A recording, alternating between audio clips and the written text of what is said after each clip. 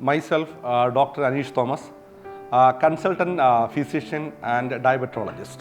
മഞ്ഞുമൽ ഹോസ്പിറ്റലിൽ വർക്ക് ചെയ്യുന്നു. ഞാനിന്ന് സംസാരിക്കാൻ പോകുന്നത് മെയിനായിട്ട് നിങ്ങൾക്കെല്ലാവർക്കും സുപരിചിതമായ ഡയബറ്റീസിനെ കുറിച്ചാണ്, അഥവാ പ്രമേഹ രോഗം. എന്താണ് ഡയബറ്റീസിൻ്റെ ഇമ്പോർട്ടൻസ്, നമ്മൾ എന്താണ് ഡയബറ്റീസ് ശ്രദ്ധിക്കേണ്ട കാര്യങ്ങൾ എന്നതിനെക്കുറിച്ചാണ് ഞാൻ ഇന്ന് മെയിനായിട്ടും സംസാരിക്കാൻ പോകുന്നത്. ഡയബറ്റീസ് അഥവാ പ്രമേഹ രോഗം എന്ന് പറഞ്ഞാൽ നമ്മൾ ബ്ലഡിലെ ഷുഗറിൻ്റെ അളവ് ഒരു പരിധിക്ക് പുറത്ത് കൂടുന്നതിനാണ്. ഇത് രണ്ട് രീതിയിൽ സംഭവിക്കാം.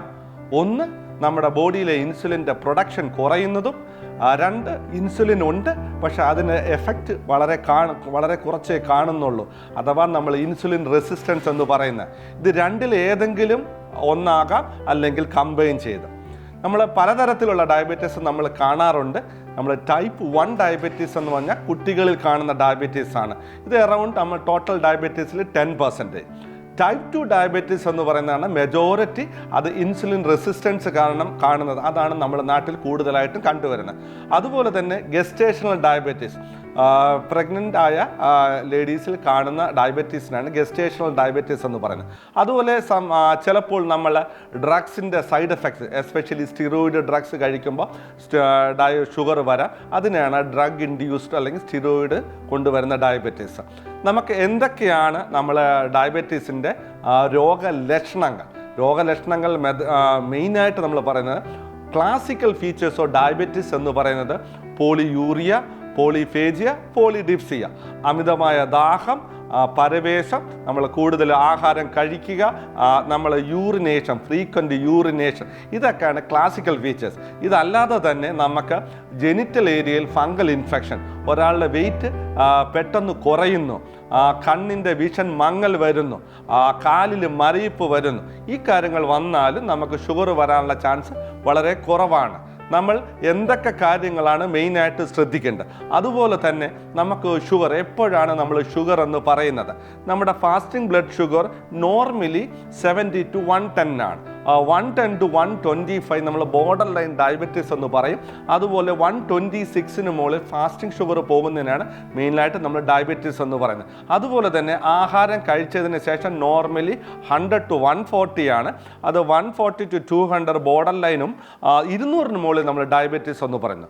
അതുപോലെ തന്നെ 3 മാസത്തെ ആവറേജ് ഷുഗർ നമുക്ക് HbA1c അത് 6.5 മുകളിലാണെങ്കിൽ നമ്മൾ ഡയബറ്റീസ് എന്ന് പറയുന്നുണ്ട്. അതുപോലെ തന്നെ നമ്മൾ ആർക്കൊക്കെയാണ് നമ്മൾ ഡയബറ്റീസ് നമുക്ക് വരാനുള്ള ചാൻസ് കൂടുതലായിട്ട് കാണുന്നത്, എസ്പെഷ്യലി ഒബീസിറ്റി ഉള്ള ആൾക്കാർ, BMI നമ്മൾ 25 മുകളിൽ കൂടുതലുള്ള ആൾക്കാർ, PCOD ഉള്ള ആൾക്കാർക്കാണ് കൂടുതൽ. അതുപോലെ ലൈഫ് സ്റ്റൈൽ, എസ്പെഷ്യലി നമ്മൾ office work, sedentary life style, activities ഒന്നും ഇല്ലാത്ത ആൾക്കാർക്ക്, ഏജ് മോർ ദാൻ 45, അതുപോലെ ഫാമിലി പരമായി അപ്പനോ അമ്മയ്ക്കോ ഡയബറ്റീസ് ഉള്ള ആൾക്കാർക്ക് അവരുടെ മക്കൾക്ക് ഡയബറ്റീസ് വരാനുള്ള ചാൻസ് വളരെ കൂടുതലാണ്. അതുപോലെ തന്നെ സൗത്ത് ഏഷ്യൻ പോപ്പുലേഷൻ, ഇത്രയും പറഞ്ഞ ആൾക്കാർക്ക് ഡയബറ്റീസ് വരാനുള്ള ചാൻസ് വളരെ കൂടുതലാണ്. അവരിടയ്ക്ക് ഫ്രീക്വൻ്റ് ആയിട്ട് മോണിറ്റർ ചെയ്യും. ഒരു ഡയബറ്റീസ് വരുമ്പം നമ്മൾ മെയിനായിട്ട് എന്തൊക്കെ കാര്യങ്ങളാണ് നമ്മൾ ശ്രദ്ധിക്കേണ്ടത്, അതിനകത്ത് ഏറ്റവും ഇമ്പോർട്ടൻ്റ് ആദ്യമായിട്ട് ഡയറ്റാണ്. നമ്മുടെ എസ്പെഷ്യലി നമ്മൾ സൗത്ത് ഇന്ത്യയിലുള്ള ആൾക്കാർക്ക് കാർബോഹൈഡ്രേറ്റിൻ്റെ അളവ് വളരെ കൂടുതലാണ്. കാർബോഹൈഡ്രേറ്റ് കൂടുന്നത് നമ്മുടെ ഷുഗർ ലെവലിൽ വളരെ കൂട്ടാൻ ചാൻസ് ഉണ്ട്. അതുകൊണ്ട് കാർബോഹൈഡ്രേറ്റിൻ്റെ അളവ് വളരെ നമ്മൾ കുറയ്ക്കണം. ഏറ്റവും ഇമ്പോർട്ടൻ്റ് തിങ് ആണ് ഡയറ്റ്. നമ്മൾ അതുപോലെ തന്നെ ഡയബറ്റീസ് ഉള്ള ആൾക്കാർ എല്ലാ ഫ്രൂട്ട്സും പഴങ്ങളും കഴിക്കാൻ പാടില്ല. അവർക്ക് കഴിക്കാൻ പാടില്ല ചക്കപ്പഴം, മാങ്ങാപ്പഴം, സപ്പോട്ടയ്ക്ക, ഏത്തപ്പഴം തുടങ്ങിയ പഴവർഗ്ഗങ്ങൾ ഒഴിവാക്കുക. അതുപോലെ അവർക്ക് കഴിക്കാൻ പറ്റുന്നത് ആപ്പിള്, പേരക്ക, ഓറഞ്ച്, സ്ട്രോബെറി, കിവി ഫ്രൂട്ട്സ്, സബർ ജെല്ലി, ഇതുപോലത്തെ ഫ്രൂട്ട്സ് അവർക്ക് കഴിക്കാവുന്നതാണ് മിതമായ രീതിയിൽ. അതുപോലെ മോസ്റ്റ് ഇമ്പോർട്ടൻ്റ് കാലാണ് നമുക്ക് എക്സസൈസ്.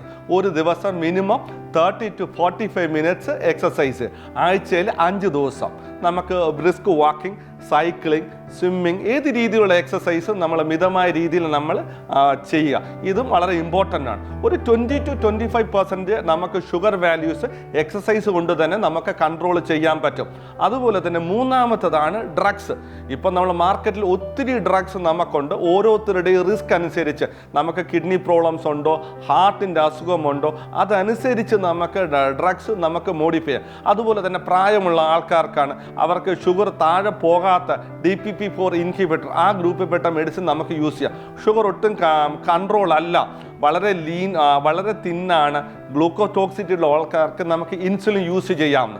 അവസാനമായിട്ട് നമ്മൾ ശ്രദ്ധിക്കേണ്ട കാര്യങ്ങൾ മോണിറ്ററിങ് എന്ന് വെച്ച് കഴിഞ്ഞാൽ നമ്മൾ ഫ്രീക്വൻ്റ് ആയിട്ട് ഇടയ്ക്ക് ഷുഗർ നോക്കണം, HbA1c, അതുപോലെ തന്നെ 3 months കൂടുമ്പോൾ പ്രോട്ടീൻ ലീക്ക്, വർഷത്തിലൊന്ന് നമ്മൾ റെറ്റിനോപ്പതി ഉണ്ടോ എന്ന് നമ്മൾ ഒഫ്താൽമോളജിസ്റ്റിനെ കാണണം. എന്തിനാണ് നമ്മൾ ഷുഗർ നമ്മൾ നോക്കുന്നത്? അതായത് 50% ആൾക്കാർക്ക് രോഗലക്ഷണങ്ങൾ ഒരിക്കലും വരാറില്ല. പക്ഷേ ഇതിൻ്റെ കോംപ്ലിക്കേഷൻ പ്രിവെൻറ്റ് ചെയ്യാൻ വേണ്ടിയാണ് നമ്മൾ മെയിനായിട്ട് ഷുഗർ ഇടയ്ക്ക് ഫ്രീക്വൻ്റ് ആയിട്ട് നോക്കുന്നത്. നമുക്ക് ഷുഗറുള്ള ആൾക്കാർക്ക് അവരുടെ ഷുഗർ രാവിലെ 90-130 ആഹാരത്തിന് ശേഷം 100-നും 180-ക്കും ഇടയിൽ വെച്ചിട്ടാണ് നമ്മൾ യൂഷ്വലി അത് കൺട്രോൾ ചെയ്യുന്നത്. നമുക്ക് ആദ്യത്തെ 10 വർഷമാണ് ഷുഗറിൻ്റെ ഏറ്റവും ഇമ്പോർട്ടൻറ്റ്. ആദ്യത്തെ 10 വർഷം നമ്മൾ നല്ല രീതിയിൽ ഷുഗർ കൺട്രോൾ ചെയ്യുകയാണെങ്കിൽ കോംപ്ലിക്കേഷൻ വരാനുള്ള ചാൻസ് വളരെ വളരെ കുറവാണ്. അപ്പോൾ ആദ്യത്തെ 10 വർഷം പല പേഷ്യൻറ്റും ഒരിക്കലും അവർക്ക് അതിൻ്റെ ഷുഗർ കൂടിയതിൻ്റെ ലക്ഷണങ്ങൾ ഒരിക്കലും വരാറില്ല. ഷുഗർ കൂടിയ ലക്ഷണങ്ങൾ വന്നിട്ട് പിന്നെ നമ്മൾ ഇൻറ്റൻസീവായിട്ട് ചികിത്സിക്കുന്നതിൽ വലിയ അർത്ഥം ഇല്ല. സോ എന്തൊക്കെയാണ് നമ്മൾ ഡയബറ്റീസിൻ്റെ കോംപ്ലിക്കേഷൻ? ഈ കോംപ്ലിക്കേഷൻ പ്രിവെൻറ്റ് ചെയ്യാൻ വേണ്ടിയാണ് മെയിനായിട്ട് നമ്മൾ ട്രീറ്റ്മെൻറ്റ് എടുക്കേണ്ടത്. ഒന്ന്, നമുക്ക് ഡയബറ്റിക് റെറ്റിനോപ്പതി, കണ്ണിൽ നമ്മുടെ വിഷൻ കുറയുന്നത് ഡയബറ്റിക് റെറ്റിനും, അതുപോലെ തന്നെ നമുക്ക് കാർഡിയോവാസ്കുലർ ഈവൻ, അതായത് MI, സ്ട്രോക്ക് പോലുള്ള അതുപോലെ തന്നെ കിഡ്നിയിൽ ഡയബറ്റിക് നെഫ്രോപ്പതി, അതുപോലെ തന്നെ നമ്മളെ ഞരമ്പിൽ ഡയബറ്റിക് ന്യൂറോപ്പതി, ഇങ്ങനെ പലവിധ കോംപ്ലിക്കേഷൻ ഡയബറ്റീസ് നമുക്ക് വരാറുണ്ട്. ഇതിൽ ഏറ്റവും ഇമ്പോർട്ടൻ്റ്, നമ്മൾ ഈ രോഗം മൂർച്ഛിച്ച് രോഗം നമ്മളെ കീഴടക്കുന്നതിന് മുമ്പ് നമ്മൾ രോഗത്തെ കീഴടക്കുക. അതാണ് ഏറ്റവും നന്നായിട്ട് വേണ്ടത്. Thank you.